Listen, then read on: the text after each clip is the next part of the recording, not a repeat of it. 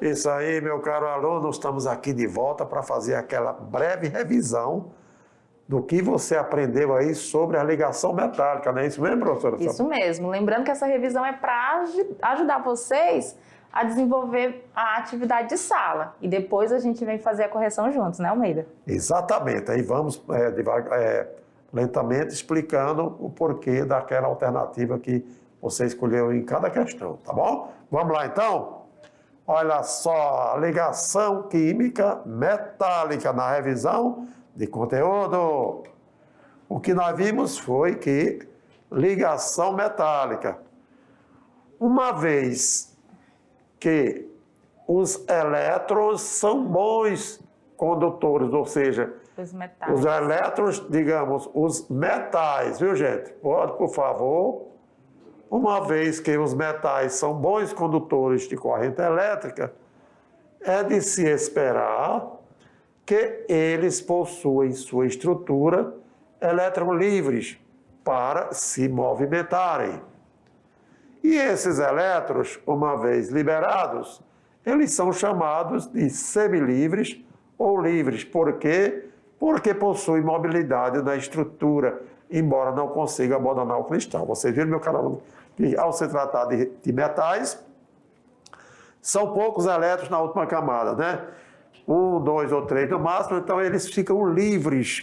E aí, ficando livres, eles se movimentam, né? Porque o metal em si, ele se transforma nos cátions, né? E essa é uma das evidências que conduziram à elaboração do modelo da ligação existente nos metais. Daí, denominada de ligação metálica. Olha só, o que realmente é corrente elétrica, hein? Corrente elétrica é um fluxo ordenado de cargas em movimento, de cargas elétricas em movimento. Com certeza, através de um condutor, esses elétrons têm um fluxo, né? Eles se deslocam, por isso chamamos de corrente elétrica. E o esquema da ligação metálica, nós temos que átomos de um elemento metálico que eles apresentam alta eletronegatividade, com tendência de formar cátions, né? Por quê? Porque eles têm até, no máximo, 3 elétrons na última camada. Eles se tornam cada vez mais positivos porque o número de prótons se torna maior do que a quantidade de elétrons. E, na sequência, daí teremos uma liberação parcial dos elétrons mais externos dos átomos do elemento metálico. Conforme eu falei, esses elétrons não são de qualquer nível, de qualquer camada, mas sim daquela chamada camada de valência. Pois os cátions, eles são formados como libera elétrons, então esses elétrons eles ficam em forma de nuvem, quer dizer, eles ficam os elétrons livres, né? Uma vez o átomo era neutro, mas quando os elétrons se deslocam, eles ficam livres e aquele átomo passa a ser cátion, isto é, carregado positivamente. Sendo assim, nós temos aí formado as verdadeiras substâncias simples metálicas. Sobre os metais, nós vimos que existem várias propriedades. Entre elas, nós temos que eles são sólidos nas condições ambientes, com exceção do mercúrio. Eles apresentam alto ponto de fusão, temperatura na qual se passa do estado sólido para o líquido. Alta dureza, quer dizer, não é fácil de você, sacrificar aquela superfície. Tenacidade, eles não se moldam com facilidade. Maleabilidade, eles se transformam em lâmina com facilidade. Ductilidade, os metais se transformam em fios. E daí também eles são bons condutores de corrente elétrica. Lembrando ainda que os metais, eles formam compostos e ao formar esses compostos passam a ser solúveis na água. Não é isso mesmo, professora Sabrina? É isso mesmo. Essas características, elas são únicas desses nossos conjuntos de elementos, né, que são os metais. Os semismetais, eles até apresentam algumas características aproximadas, né, mas todas elas em específico a gente vai encontrar nos metais. E aí, desejamos a você boa atividade de sala, que aí voltaremos para fazer os comentários. Valeu? Boa sorte para você, meu caro aluno.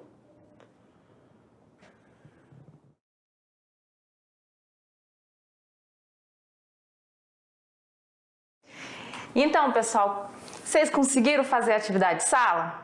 Se ficou alguma dúvida, a gente está aqui para auxiliar vocês agora nesse momento da correção, né, professor? Exatamente. E lembrando que, se você acertou, parabéns pela resposta certa.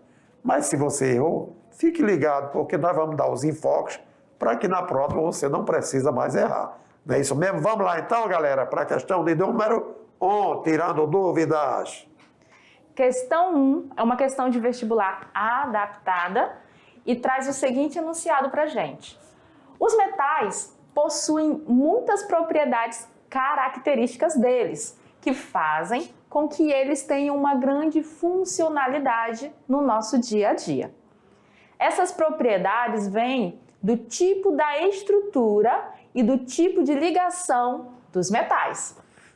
As propriedades ductilidade, maleabilidade, brilho e condutividade elétrica caracterizam, respectivamente, aí vem os elementos aqui, ó, e alguns exemplos do nosso cotidiano que apresentem essas características. Você vai olhar todas essas alternativas e vai dizer, eu acho que a letra C, o talco e o mercúrio, eles apresentam todas essas características. Ou ainda, outro pode olhar, não, eu acho que é a letra A que apresenta essas características. Então, aqui, nesta questão, você vai observar, aqui, ó, letra A, o cloreto de potássio e o alumínio, eles apresentam ductibilidade, maleabilidade, brilho e condutividade elétrica?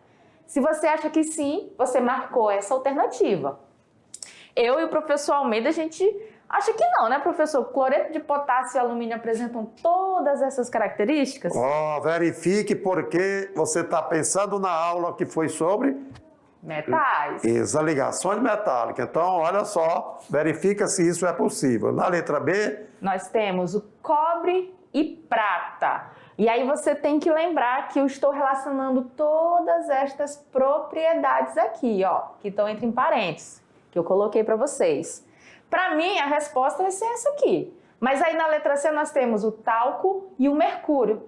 O mercúrio, ele pode apresentar, mas o talco... É bom lembrar que o talco, né, professora, não é uma substância pura, né?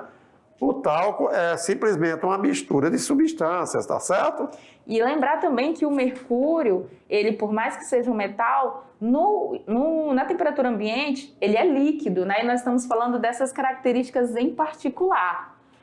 E aí nós temos a letra D e a letra E. Mas, professora, com relação à letra D, grafite e diamante, qual é o elemento químico? É carbono. Carbono é metal? Não. Olha aí, não é metal. Então não tem como ser a nossa alternativa D.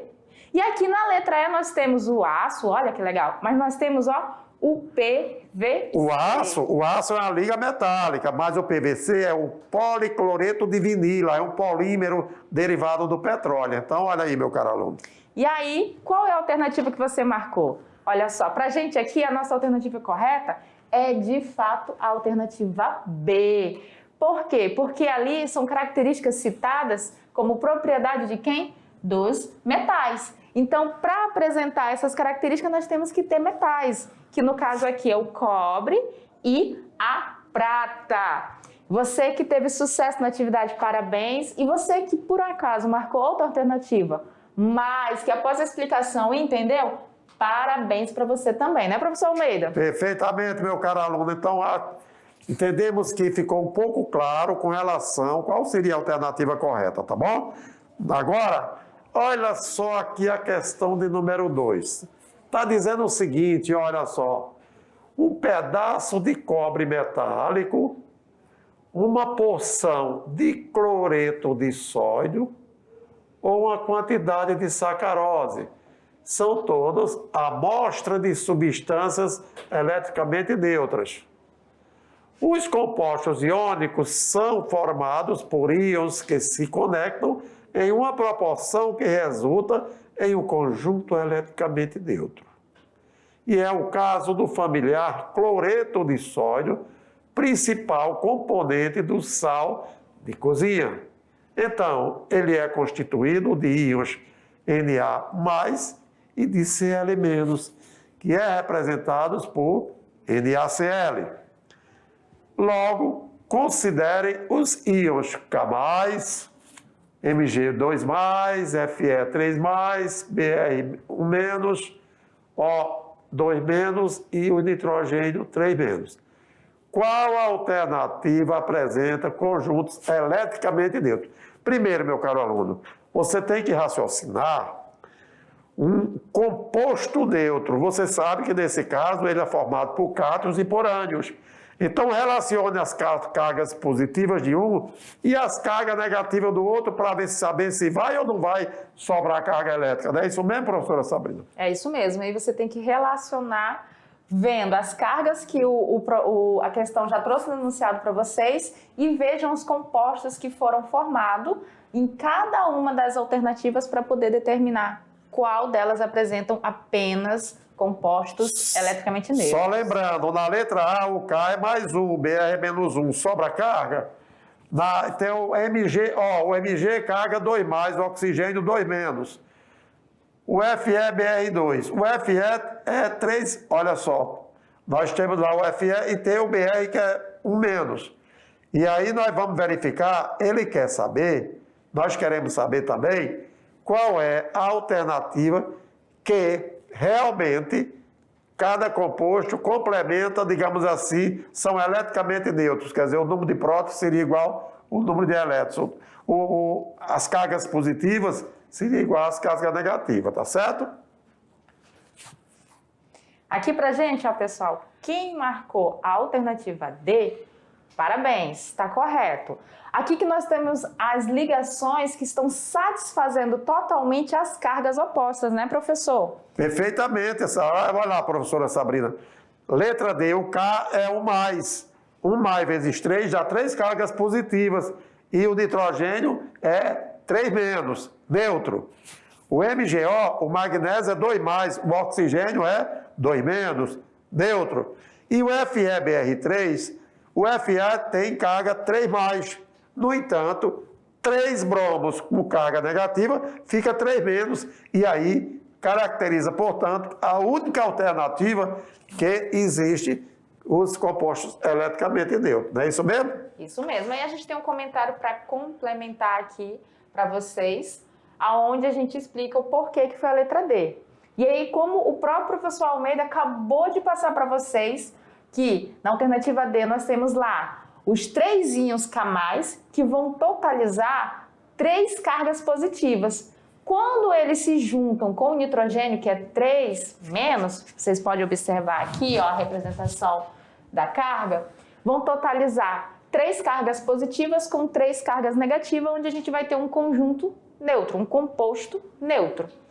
O Mg, que é o magnésio, ele tem carga 2+, são 2 cargas positivas, e ao se unir com o oxigênio, que são 2 cargas negativas, também as cargas vão se anular e nós vamos ter um conjunto neutro.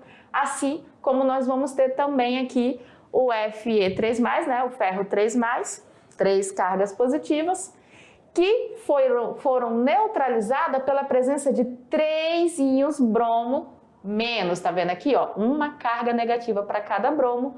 Nós tivemos um conjunto de 3 bromos, então nós temos 3 cargas negativas, que resultou também num conjunto, num composto neutro. Por isso que a nossa alternativa correta é a letra D. Tranquilão? E aí se ligue, porque nós temos agora a terceira questão com o Se Liga no Enem. Nessa questão aí, galerinha, presta bem atenção que ela é uma questão que foi trabalhada no Enem de 2018.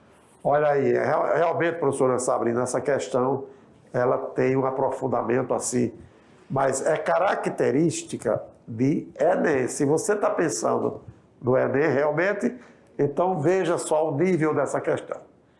É que alguns materiais sólidos são compostos por átomos que interagem entre si, formando ligações que podem ser covalentes, iônicas ou metálicas. A figura a seguir, ela apresenta a energia potencial de ligação em função da distância interatômica, quer dizer, entre os átomos, em um sólido cristalino.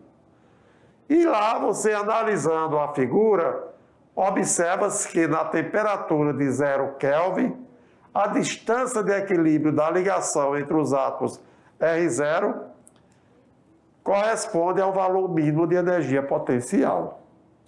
Acima dessa temperatura, a energia térmica fornecida aos átomos aumenta sua energia cinética e faz com que eles oscilem em torno de uma posição de equilíbrio média, ou seja, dos círculos cheios, que é exatamente diferente para cada temperatura. A distância de ligação pode variar sobre toda a extensão das linhas horizontais, identificadas com o valor de temperatura T1 a T4, que está exatamente em ordem crescente, tá joia? E eis aqui o gráfico, né, que nós temos aqui na vertical, ou seja, na ordenada, a energia de ligação, e na horizontal nós temos a distância entre os núcleos dos átomos, a distância interatômica, para que a gente possa ver, ó, da temperatura 0 até T4. Daí, o que se pede? O deslocamento observado na distância média revela um fenômeno. Será que trata-se de uma ionização? Será que trata-se de uma dilatação? De uma dissociação? De quebra de ligações covalentes? Ou de formação de ligações metálicas? Aí, meu caro aluno, o que vocês acham de que seria a resposta correta? Seria a letra A? Seria a letra B? A letra C? A letra D? Ou a letra E? Não é, professora Sabrina? Vocês têm que olhar, pessoal, que essa questão ela é uma questão que quer que você faça a interpretação desse gráfico aí, que ele está mostrando a energia de ligação e a distância interatômica. Então, você tem que observar o que está acontecendo à medida que a energia vai aumentando, né, professor? Exatamente. Então, vamos lá, meu caro aluno. Olha, se você assinalou que trata-se de uma dilatação, né, você sabe que temperatura, ela influencia demais na dilatação dos metais, né? Vamos ver, então, agora partindo aí para quê? Por que realmente a dilatação, né? A alternativa é a B, porque lá no enunciado deixa claro que o aumento da temperatura promove o aumento da energia cinética, quer dizer, movimento dos elétrons e tal, das partículas, e também um aumento da distância entre os átomos, né? Que é exatamente observado lá no gráfico. Esse aumento da distância interatômica revela uma separação dos íons, evidenciando a ocorrência de uma dilatação térmica. Dilatação significa afastamento, né? À medida que aumenta a energia cinética, então os átomos se distanciam entre si. E aí, só para você ver aí, meu caro aluno, por exemplo, vamos dar um exemplo. Você tem a água no estado sólido, as moléculas estão muito juntas entre si. Quando está no estado líquido, elas se afastam mais um pouco e no gasoso elas se separam. Por quê? Sob a influência da temperatura. Não é isso mesmo, professora? Isso mesmo, aumenta a vibração das moléculas que vai fazendo com que elas aumentem o espaço entre elas, os átomos entre eles, né? E aí a gente vai encerrando mais uma aula e eu espero que vocês tenham gostado. Fiquem ligadinhos com a gente que tem mais aula pela frente. Se liga que tem mais aula pela frente, meu caro aluno.